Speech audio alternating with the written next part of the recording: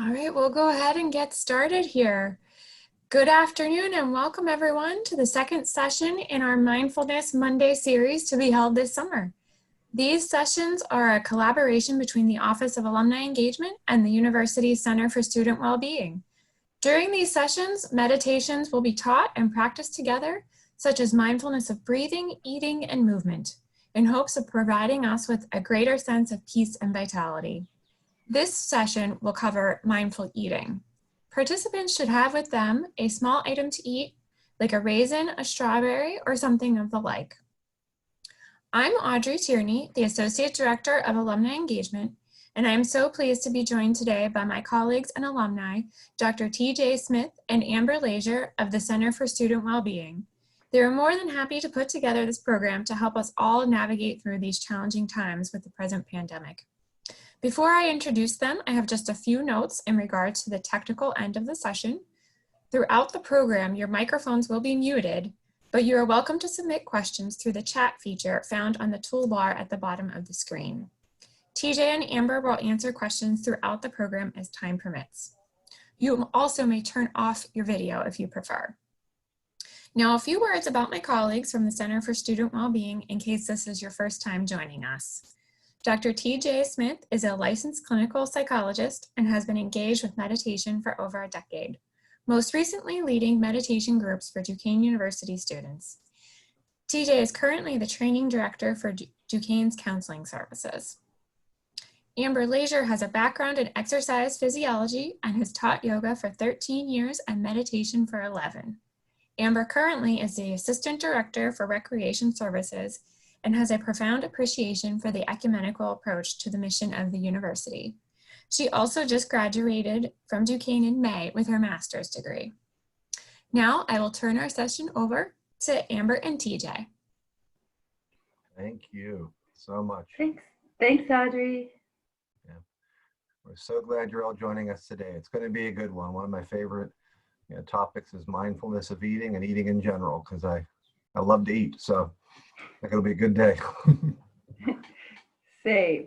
So with that being said, we've already had our introduction, but make sure that you have some sort of snack available and so that we can use that for your meditation. So if you need to run and grab that right now, go for it, but it doesn't have to be anything crazy. I'm just using raisins. So it's basically we'll be taking a bite or a few bites of food too. So we're going to really slow down the process of mindfulness of eating too. So unfortunately, it won't be a huge meal, but it'll just be a little bit at a time. So it could be something small.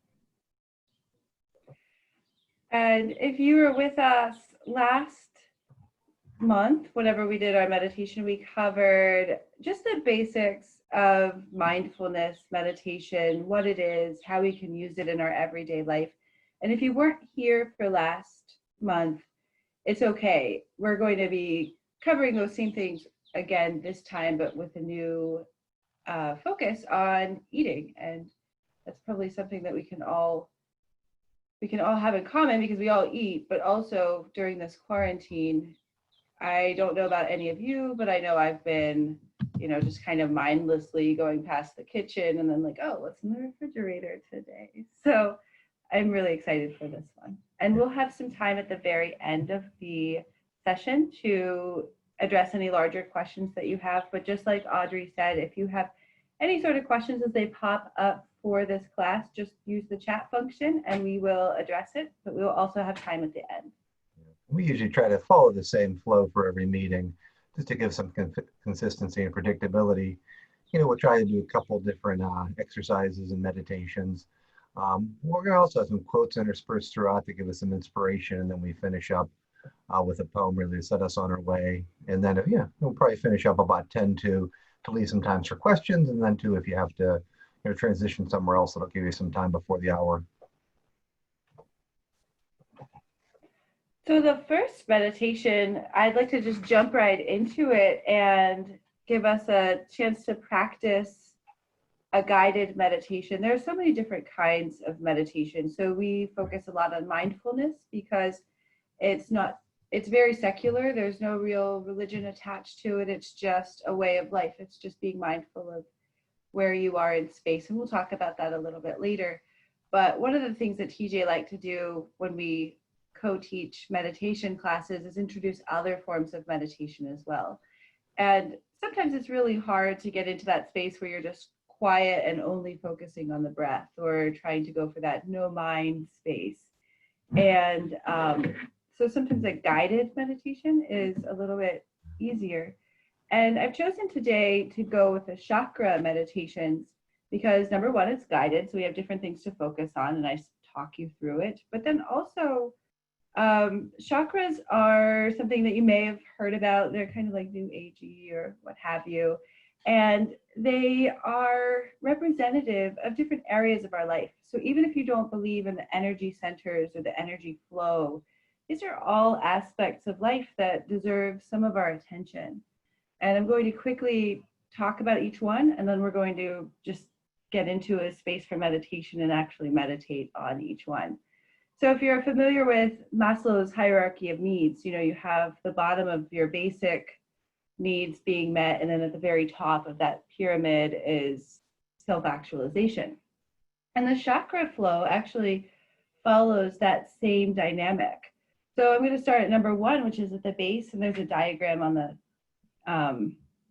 side that you can kind of look at. So at the tailbone is located the root chakra, or Muladhara, and that's basically your food, clothing, shelter, your basic needs being met, being grounded, followed by your sacral chakra, which is up a little bit higher, and that's more responsibility for creativity, flow, sexuality. And then above that is the solar plexus chakra, which is also known as Manipura, and that's right above your belly button. And that's one that today for mindful eating, I'm a personal trainer also, so whenever we talk about training more or eating better, whatever that means to you, the solar plexus chakra is really that space for thinking about that, because it represents willpower and how we make our choices and how we decide on what we're going to do. So it's that push and pull between, candy for dinner or salmon. The next one is the heart chakra. It's right where your heart is, and that's more about compassion and love. The following chakra is your throat chakra. It's located right at your throat, and that's responsible for how we communicate with one another and our voice, not only our voice being heard, but also our ability to hear other voices. So it's this communicative idea of we're constantly engaging with the world, but it's a push and pull again of, am I pushing too far of my thoughts forward, or am I hearing other people, and finding that balance. The sixth chakra is Ajna chakra, which is between the eyebrows, and that is your third eye chakra. And it is more about intuition. So things those gut decisions that we make, or we have these feelings of instinct or intuition, and that's really what that is about. It's our ability to see things that aren't necessarily readily available. And the final chakra is located at the crown of our head, and that is our connection to the divine. So regardless of your spiritual background, it's your connection to one another, it's your connection to the universe, it's your connection to God. And so as you follow up these chakras, you're going from your very basic physical needs to the more spiritual. So with that being said, I'd like you all to find a space of comfort. So make sure if you're in a chair that you're evenly balanced. It's better to have both feet on the floor or your legs crossed. But if you have to sit in a certain way that one leg is higher than the other, we're all built differently and we all have different physiologies. So find just a place that's comfortable for you, but that you feel balanced. I'm going to have you shift left and right, forward and back. Make sure that you're evenly distributed, left side, right side, forward, back, with your hips. I want you to relax the shoulders away from the ears. And you're going to tuck your chin in slightly. If you'd like to rest your tongue at the roof of your mouth, you may. Or trying to go for a nice spinal alignment with our ear, our shoulder, our hip, And if you're standing, it would be your knees and ankles, or if you're just sitting, it ends at the hips. But we want that straight line from the ear down to the hip. And then whenever you're ready, you can go ahead and close your eyes and just focus on the breath, focus on the room. And as you breathe, take a moment to set aside the present, the past, and the future. Just put it away. I mean, obviously we're being present, but put all of those thoughts about those time periods outside of this space and just focus on the breath. There's only the breath. Inhale, notice how it feels as you breathe in and your chest raises. Exhale, notice the relaxation that occurs as you drop your shoulders and breathe. Now as we inhale, we're going to visualize the breath going all the way down our spine to the very base of our spine, right at our tailbone. And as we exhale, it presses back out through the top of the head. We're going to begin with the root chakra, Muladhara. So as you breathe into the tailbone, visualizing the tailbone at the end of the breath, also visualizing the color red, because the root chakra is associated with the color red. Root chakra is responsible for being grounded. It's responsible for your feelings of having enough. So as you breathe into your root chakra and visualizing the color red, just repeat the phrase in your mind that I'm enough, I have enough, I'm provided for. Keep breathing into those feelings of being enough, having enough, and being provided for.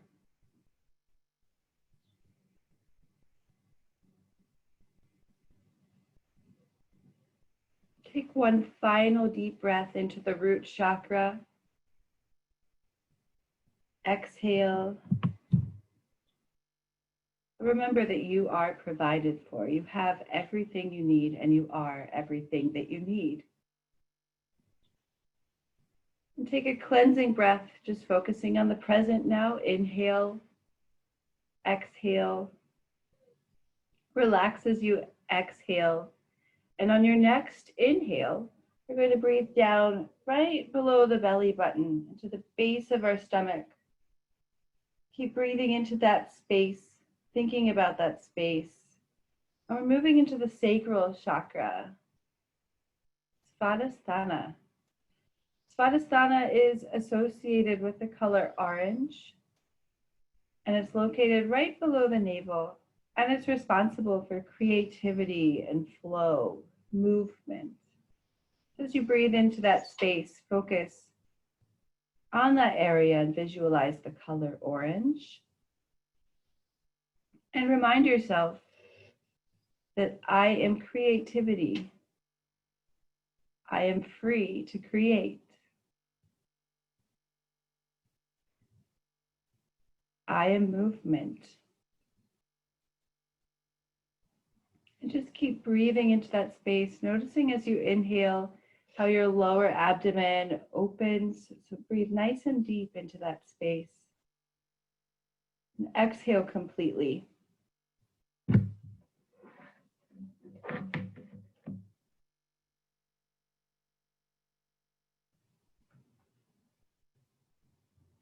Take one more deep breath into this space, reminding yourself that you are creativity, you are flow. And then follow that with some cleansing breaths, just focusing on the breath.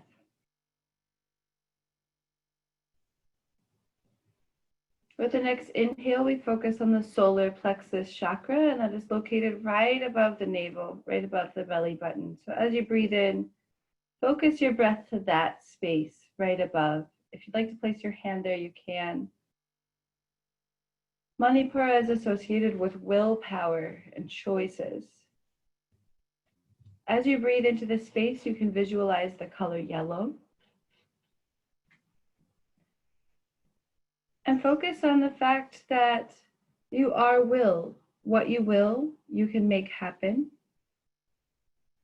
So as you breathe into that space, visualizing the color yellow, focus on, I am will. What I will can happen. And just repeat that phrase to yourself as you breathe.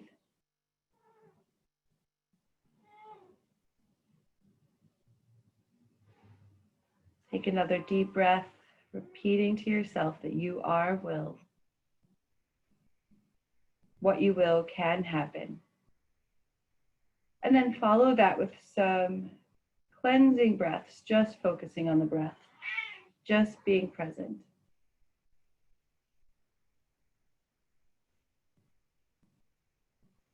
With your next inhale, we're going to breathe right into the center of our torso where our heart lives. So breathing down right into the center. If you'd like to place your hand there, you may, to feel the breath as it raises and falls. Right in your heart chakra. And Hatha is associated with the color green. And is responsible, this chakra is responsible for how we engage with others, our connection to others, but most importantly, compassion and love. So as you breathe into the heart chakra, visualizing the color green, remind yourself or repeat to yourself, I am love. I am love. And just keep breathing into that space, visualizing the color green. Noticing as your heart chakra area rises and falls with every breath.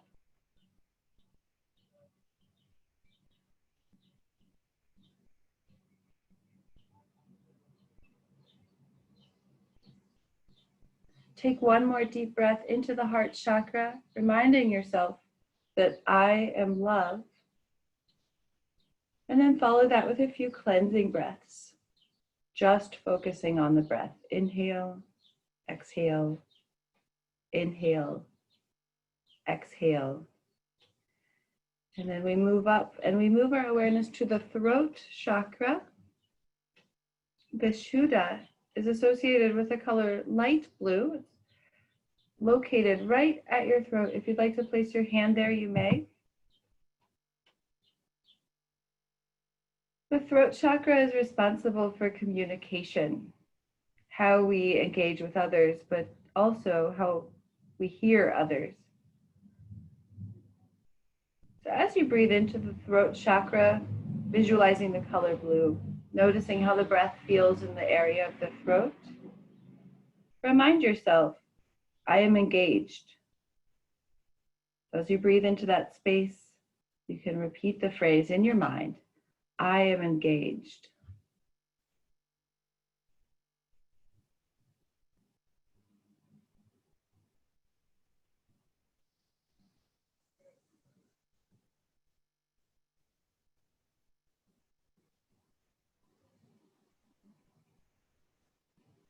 Take one more deep breath into the throat chakra, visualizing the color blue.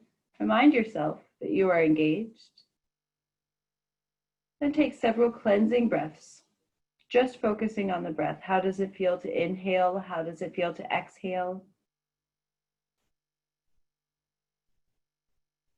And then move your next breath to the space right between the eyebrows. And if you'd like to place your hand in that space, you may. Right between the eyebrows. This is your third eye chakra, also known as Ajna. Ajna is associated with the color indigo or dark blue. And as you breathe into that space, take a moment to visualize the color dark blue, feeling the space right between your shoulder blades, your eyebrows. The third eye chakra is responsible for intuition and insight. So as you breathe into this space, repeat to yourself, I am aware. Reminding yourself that you're aware of everything that's going on, even if you don't know it. Take a few more deep breaths, repeating to yourself, I am aware.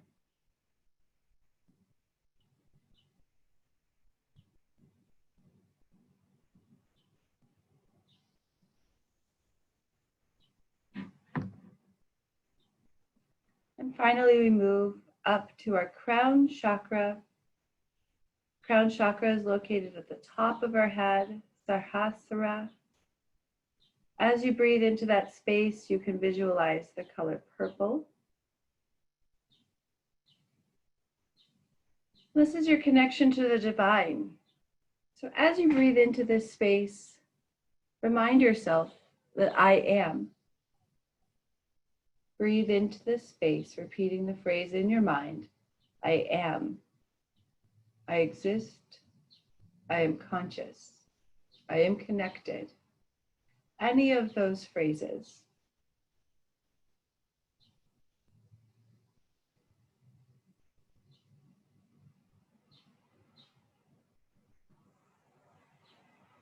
Take a final deep breath into the top of your head, realizing your connection to the universe, to the world as a whole, to your own consciousness.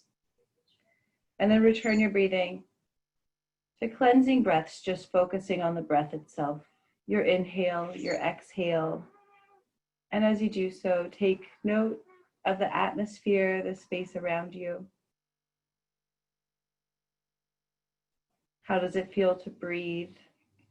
And you can wiggle your fingers and wiggle your toes, slowly bringing yourself back to the present moment, and open your eyes when you're ready. Take a couple more deep breaths here.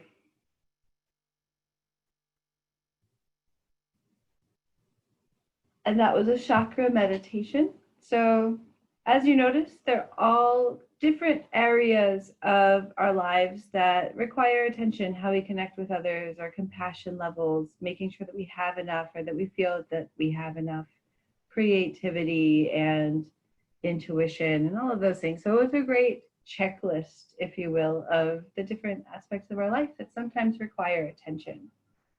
But the solar plexus chakra is the one that is of primary focus today, because we're going to be doing mindful eating and how we choose to eat, which obviously this isn't going to be how you live your life all the time, but how we choose to eat and pay attention to what we're eating has an effect of how our digestion works. And it gives us, when we're present, it gives us more of a handle on what we're choosing to eat, or when we choose to stop eating, or when we choose to start eating, so that it's not a mindless thing. I appreciate that so much. I feel like in such a great state of relaxation now. Appreciate it, Amber. Absolutely. Yeah. There's something about that too. I'm even thinking of this being a meditation for challenging times group, and the various facets of meditation, the various phases of meditation. I think what this always reminds me of is the body or the heart concept of meditation. When we say mindfulness, I'm always thinking of mindfulness, one's mind. But I think, mindfulness is translated as mindfulness, but it can just be easily translated as heartfulness, to really bring up this. There's a mind-body product here, that both mind and body are connected. So I think the chakra-based meditation takes us back to that sort of connection with our body. And of course, I think Duquesne, when I was meditating on this too, I thought, yeah, Duquesne, mind, heart, spirit too, so that us alums know, that the connection is there. Yeah, absolutely. In transitioning to mindfulness, I wanted to revisit a definition of mindfulness that we first talked about during our first meeting. Again, if this is the first time you're joining us, welcome. But this will draw upon a little bit of last time. This definition comes from Jon Kabat-Zinn, the creator of mindfulness-based stress reduction. So it's always a good place to begin when we think about mindfulness in general, or even mindfulness of eating. So mindfulness is the awareness that arises from paying attention on purpose in the present moment and non-judgmentally. So mindfulness is awareness. There's this type of awareness. It's we're paying attention. There's a focus about it. So it is a capacity of attention and focus on purpose. So there's an intention that we aren't necessarily regularly going through life mindfully. So we have to bring a certain intention for attention. In the present moment really reflects what is our experience in the here and now as it unfolds, rather than thinking about the past or thinking about the future. And also non-judgmentally. So when our awareness does lose focus, when we're not focusing on what we're doing, we're kind to ourselves. We kind of take it from an objective point of view. So if we're feeling a little bit anxious, a little bit stressed, we're not cultivating a relationship for ourselves where we're constantly judging. So we'll be talking about more about this, how it might impact us when we're doing mindfulness of eating. So talking about a little bit more about mindfulness, I look at it as an approach, cultivation, a way to really gain access to our experience as it unfolds. So I think so much of our times we're living up in our heads, we're thinking about what we have to do next, what we had just done. So we're living through this sort of lens that kind of clouds our vision, distances us from our experience. So mindfulness meditation, and really the experience of mindfulness eating that we're doing in a few moments, really brings us back to our experience as it is lived. Somebody's going to do a quick, momentary, mindfulness exercise, really brief. It's a way to kind of make a visit to ourselves. Rumi, the poet, says, "Do you make regular visits to yourself?" And I think mindfulness is about that, just making a visit to ourselves. This also will be the first part of a 3-minute breathing space that we may do next time we talk more about breathing in the third installment. But I'd like you just to take a second to become aware how things are at in this moment. Close your eyes if you want. And just bring your awareness to your inner experience. And acknowledge it. Ask yourself, what is my experience right now?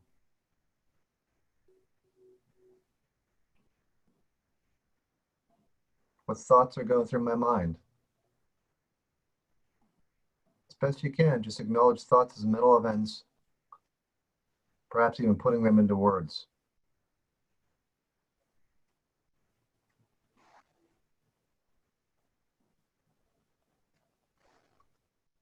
What feelings are here?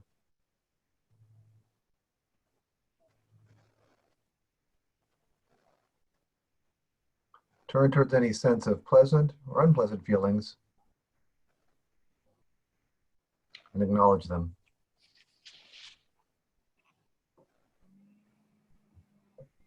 What bodily sensations are here right now?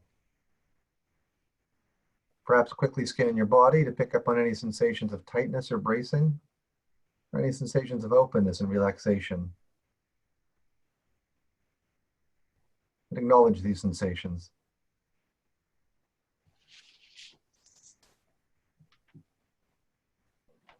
And when you're ready, open your eyes. Maybe take a little cleansing breath. And again, take in the environment around us.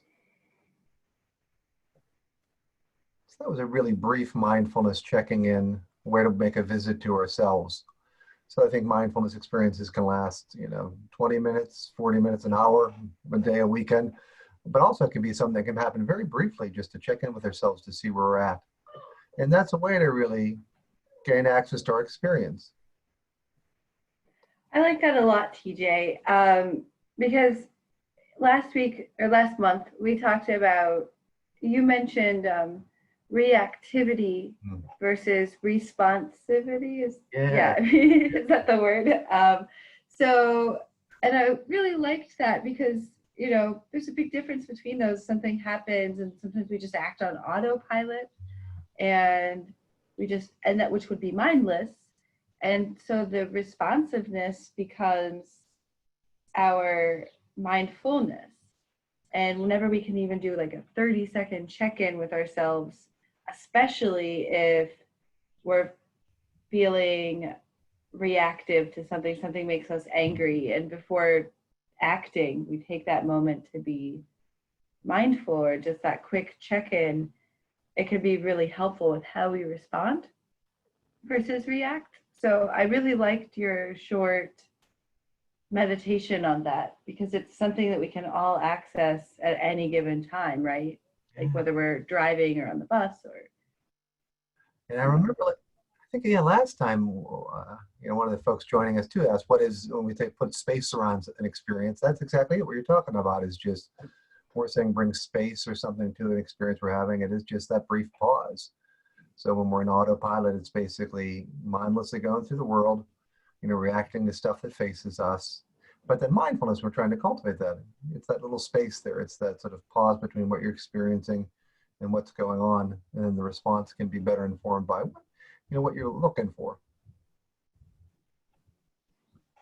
And this response, is a way of sort of cultivating a way of looking at the world as if we're going through it the first time. And this is what really brought me to mindfulness and meditation too. I'm even just thinking if I have, kiddos, they're growing so quick, and each moment that I spend with them is precious. Other moments are a little bit more stressful, honestly. But then it's nice to have those moments when you want them to last, to just be able to sort of dip into mindfulness and experience for the first time. Not to take them for granted. Even working from home and providing distance services, a lot of times I'll come downstairs and I'll see them there, and I could just take that for granted. But then I realize, hey, I'll be moving back to campus soon here too, working from campus a lot more. So this is really special. So I think it's that first timeness that really draws me to it as something I value. Oh, 1 second here. Oops. All right. And that first timeness in the meditation and mindfulness, and actually the Zen lingo, we can call beginner's mind. So again, what we call the regular way of being is just sort of operating on autopilot, operating mindlessly. And when we do that, we really have judgments that are pre-made for all of our experiences. You can almost think of it as, sort of shades or sunglasses. It's sunny now in Pittsburgh fondly. So you can think about it as the shades that we wear that kind of tint all of our experience. This is good, this is bad. A lot of the times it's just, this is every day. Oh, the sun's shining, oh, the trees are blowing, the wind is blowing, oh, I'm doing this and that. It kind of gives us a sense of this is just what it is. There's sort of an everyday quality to it. So we really, and this is just a product of the mind, and especially when we're living mindlessly, we kind of get distant from our experience and detach and almost view the world like that way. So I think really the mindfulness and meditation in general helps us to sort of put on another sort of lens through the world. And I think the Suzuki quote says it best. It's from Zen Mind's Beginner's Mind. If your mind is empty, it is always ready for anything. It is open to everything. In the beginner mind, there are many possibilities, but in the expert's mind, there are few.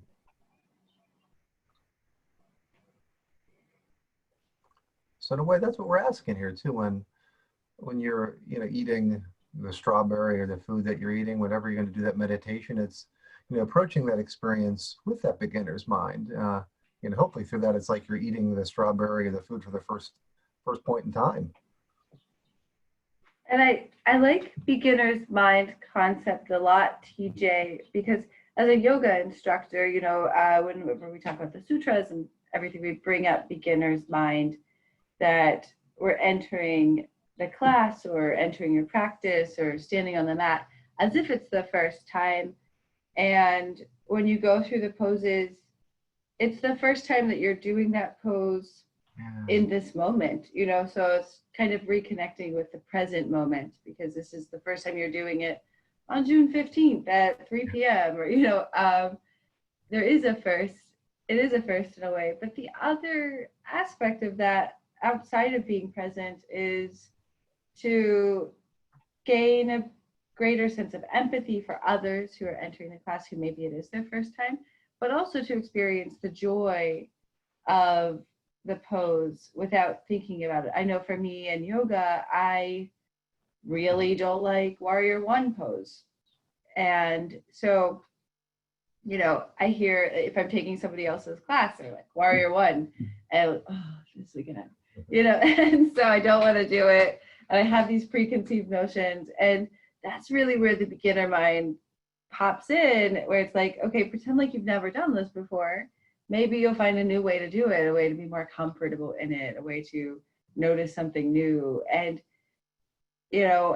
I also think that beginner's mind can have that same effect when it comes to food, and when it comes to eating, and when it comes to just being present when you're in a space where food is surrounding you, because if you take the time to taste or to take in the atmosphere of the people around you and what's going on, it's almost like you've you're really present and you're there for it. And you're talking about food too. I'm thinking about with the mindfulness of eating, you jog my mind about thinking about it for these challenging times too. You're coming off of, if we're in the Pennsylvania area, coming off of being quarantined, sticking inside, but even, for a lot of us still being cautious, probably not engaging in things like we used to. There was such a variety of experience that we had. Going to the store, going to get something to eat, seeing friends, family, people we care about, maybe having a hobby or something you find interesting. So at this point, our experience is limited. So I think a lot of time that we might try to do is really to focus all of our joy on food. So we're going to go to the closet frequently, try to get different things of food. That might be the only way that we're trying to find joy. So be it. I'm in support of that. But then also I think this helps us to really slow down the process of eating, so that the experience of eating a piece of food might bring us as much joy as eating a whole plate of it. I think it really helps us in these times, really just to slow down and enjoy the experience of food, and then helps us to eat more mindfully, less mindlessly. Would be the intention. And as a personal trainer, it's an issue, especially now, with the past 3 months, people have been stuck at home, gyms have been closed, and everyone's texting and messaging like, oh, I don't want to gain weight, or how do I continue on my fitness journey when I can't go to the gym and when I just have this constant access to eating and nothing else to do, and mindfulness is the best possible approach, because it's a way of realizing, oh, I'm eating now, or making that intention, or using your solar plexus chakra to decide like, okay, I'm going to have lunch at 6 p.m. or something like that. I'm waiting until 6 p.m. Dinner. People have dinner at 6 p.m. I'm in quarantine time. We just eat whatever. But setting those intentions and really being present for it so that you can appreciate the taste. And on a physiological level, we don't realize that we're full until 10 to 30 minutes after you eat. So let's say I take one handful of nuts, almonds or something, and I eat them. That might be enough to fill my stomach. It might be enough to have the nutritional effect that I desired from eating those almonds, but my body doesn't register, like the stomach and the mind doesn't necessarily register that I'm full for maybe 10 minutes after I eat that. So, that's where the mindless eating can get dangerous, because we don't realize we're full. We're not really thinking about it. Maybe we're watching Netflix while we're eating. We're just not paying attention. We keep going. And then we find out that we're really, really full. So mindful eating from a meditative perspective is an amazing tool for being present, but also from a health perspective, if you find that, especially during quarantine, that we're not being as mindful with our eating habits, it's a good tool just to have a little bit more willpower when it comes to making those choices. I know that this is a message I need to hear, because I get bored and it's like, oh, chips are right here, let me eat all of those. So yeah, mindful eating, good for you physically, psychologically, good for your soul. Well, that's a good point to begin the mindfulness meditation of eating. So again, we'll be probably eating maybe a piece of something. I'm going to be eating a strawberry. So if you have that, you might want to just place it in your hands. If you don't, feel free to go get something. All right, begin by connecting to your breath and to your body. Feel your feet on the ground and notice your experience in this moment. With your awareness in this moment, notice any thoughts, sensations, or emotions you're experiencing.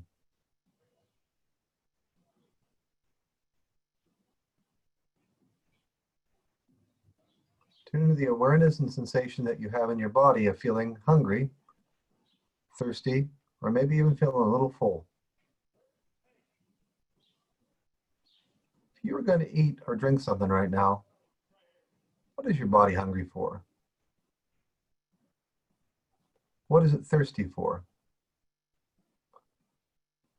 Just pay attention and notice with awareness the sensations that give you this information.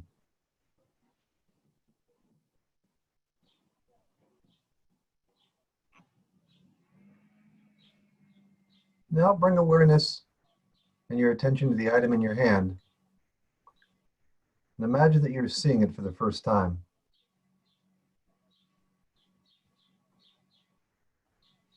Observe it with curiosity as you pay attention and notice the color, the shape and the texture, and the size. Is there anything else that you notice, sense, or feel?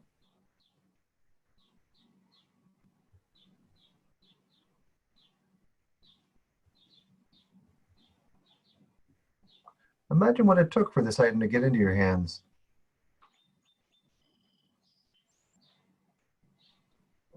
Sunshine, water, time, processing, shipping.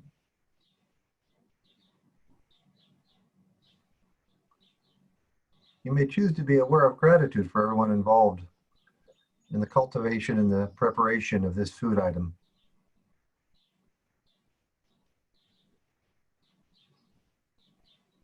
You may choose to bring in your own gratitude.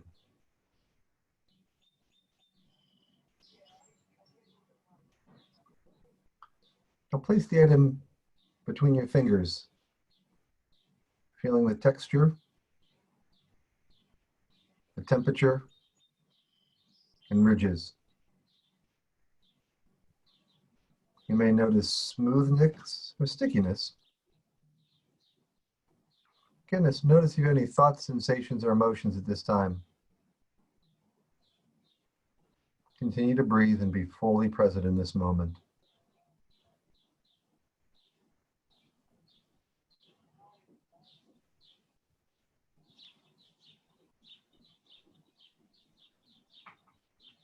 Now take the piece of food and bring it toward your nose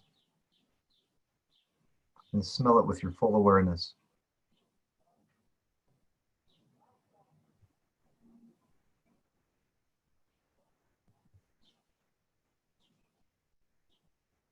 Notice if you have any memories, sensations, or reactions in your body. Even before you eat it, you may notice that you are beginning to have a digestive response in your body by just noticing and smelling it.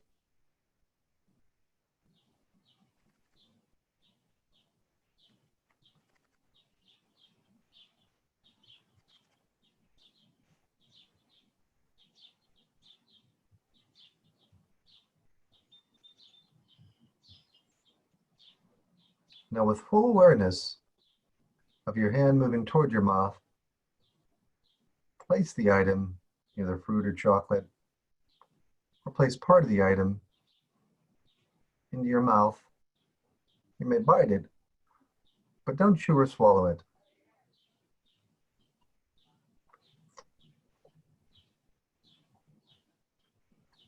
Just allow it to be in your mouth.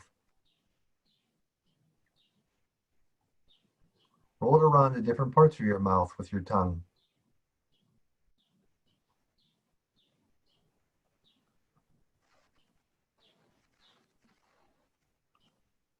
Notice the flavor and the texture.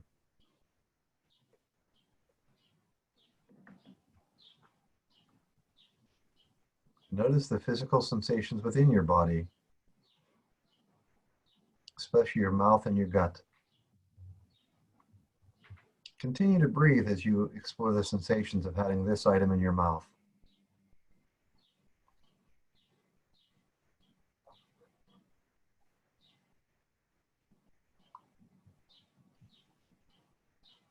Next, just take one bite down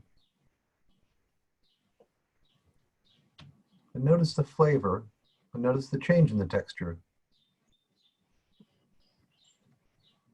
Then very slowly begin to chew this piece of food.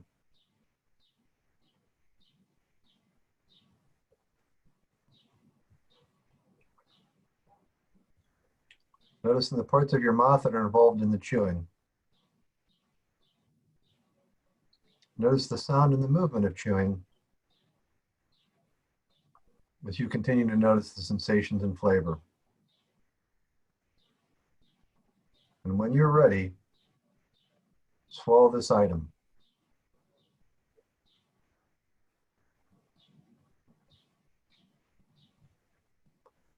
Notice the path it falls from your mouth and throat into your stomach. Notice the sensations and tastes that may linger in your mouth. Connect again to your body and your breath. And notice your experience in this moment.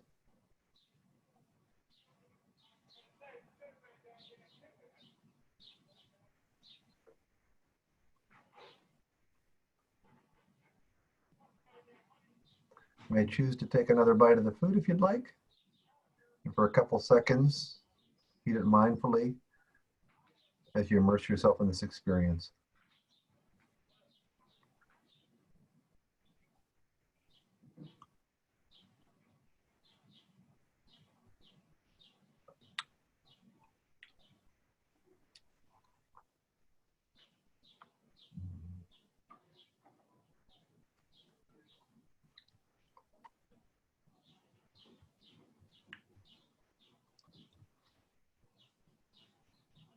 And when you're ready, you can open your eyes if you have them closed. You may put down the piece of food if you want. You may continue to enjoy that piece of food if you want as well. That was good. Yeah, thank you, TJ. That was a really good meditation on eating. And I think that, for me, I joke around because we've done this one before together, and it always seems that I never have anything to eat in my house when we do it. So I'm always stuck with this like old thing of raisins that's been here. I don't even know how long this has been in my cabinet, but that's what I'm stuck with. And I have a new appreciation for raisins because of that. And that's what it is. It's the appreciation. Yeah, and it's such an interesting experiment. Or even just approaching food with curiosity too. If this is something you choose to do in a meal or you choose to do throughout the weeks, it's so interesting to see sort of foods that you might have been taking for granted. You're like, wow, like even the strawberry too. I mean, it's a good time of year for strawberries, but there's a whole world in the strawberry. So many sensations that come alive at that moment. But then other foods too that you're like, hey, yeah, I like this food. It might be a little bit duller. It might not be as good as you thought it was too. That's why I really appreciate the experience. I will still never appreciate green peppers. I will hate them forever. We're recording this. And with mindfulness eating too, between sessions, between these meetings, in the next month, I definitely encourage you to do that. If you want to do that, you could do that once a week. You can do that daily. What we did was really slow down the experience here with the mindful eating, just one bite at a time. But you could have it a little bit faster, but still do it mindfully. The principles basically to take are just to do that regular visit to yourself, connecting with your breath, your body, and just pay attention and set the intention for attention when you're eating to really fully experience what you're going through in the present moment. And if you could do that for a piece of food or even a meal, I think that's something that's definitely a worthy investment. And to take it a step farther, TJ, I like this practice too, because obviously you can't mindfully eat like this for every meal, especially if you're with other people, like taking a raisin. It doesn't necessarily translate to social interactions, but you could take this idea to maybe you're having a dinner with friends or family.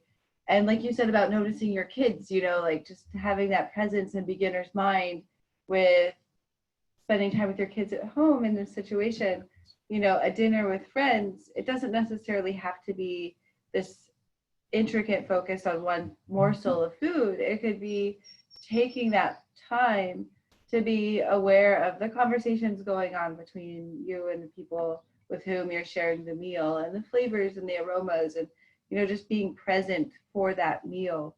And oftentimes when we do these mindful practices, it gives us an appreciation for this piece of food and everything it took to get there, but it also in a social setting can give you an appreciation for the interaction and the communication and engagement that we have with other people, you know, and it gives us kind of a beginner's appreciation for that, because sometimes we can go through those scenarios also in a mindless way.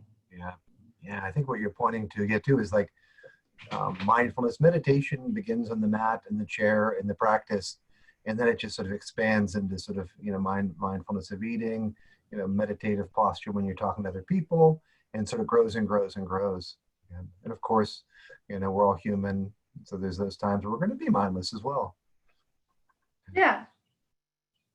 And it really brings us to the miraculous. Now, again, this autopilot, you know, mindless mode that I was speaking of, you know, it's a mode of detachment. You know, we're so in our heads that we're kind of disconnected from our bodies, you know, disconnected from other people in the world. And we see our experience as mundane. And mundane just means like every day, you know, there's nothing new. We're kind of a state of boredom of, you know, today is going to be like tomorrow, like yesterday was. Where I think mindfulness and, you know, meditation in general is really cultivating that way of seeing the world in its true miraculous fashion, you know, the emergence, the unfolding of the world. So my friend Albert Einstein, I love the quote, 2 ways to experience your life. One is as though nothing is a miracle, and the other is as though everything is a miracle. So really it's bringing an appreciation of the miraculousness of, you know, everyday living. All right, well, I'm going to finish with, we usually finish with sort of a poem that'll put us in a right state of mind. And then after that poem, you know, folks can stick around if they have some questions, or if they want to hear some questions, you know, and if not, you know, I know people have places to go as well. This poem, Dear You, we chose because I think it really talks about almost an invitation to experience the miraculous, to experience the world and with beginner's mind, an invitation to be mindful. Dear you, you always have so many things to do, so many places to be. Your mind is spinning like fan blades at high speed. Each moment always a blur because you're never still. I know you're tired. I know it's not your fault. The constant brain buzz is like a swarm of bees, threatening to sting if you close your eyes. You've forgotten something again. You need to prepare for that, or else you should have done that differently. What if you closed your eyes? Would the world fall apart without you? Or would your mind become the open sky, flock of thoughts flying across the sunrise that you just watched and smiled?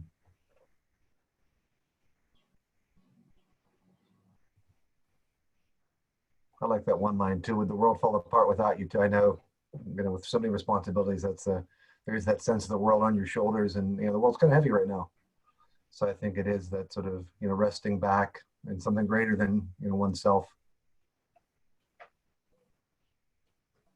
All right.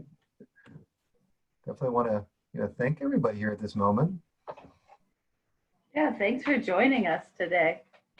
Expressing our own gratitude too. I think, and this is again a subject that Amber and I like to talk about. We like to, you know, conduct those practices. So this definitely is something that there's a connection to for ourselves, and also anticipating next time too. You know, we'll be meeting in a month's time to talk about meditative practices connected with breathing. So this will, you know, I think this will further our development of understanding meditation, you know, yogic practices, mindfulness practices.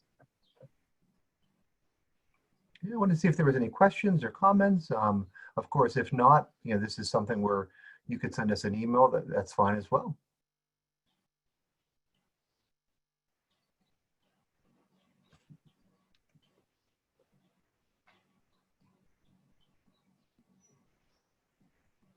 Thanks, Amber and TJ. I so far don't see any questions coming in through the chat, but you've definitely given us a lot to think about, I think, in the coming weeks here as we get to our next session in July.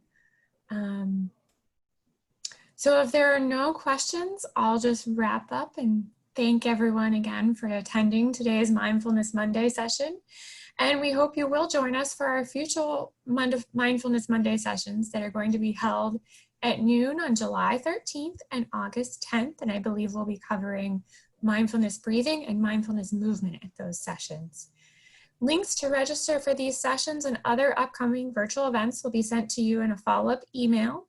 If you have questions for TJ or Amber that you didn't ask today, or if there's anything specific you'd like to cover in those future sessions, their email addresses will also be included in the email. So all the best and go Dukes, and I hope you all have a wonderful week. Thanks, everybody. Thank you. Thanks. Gratitude.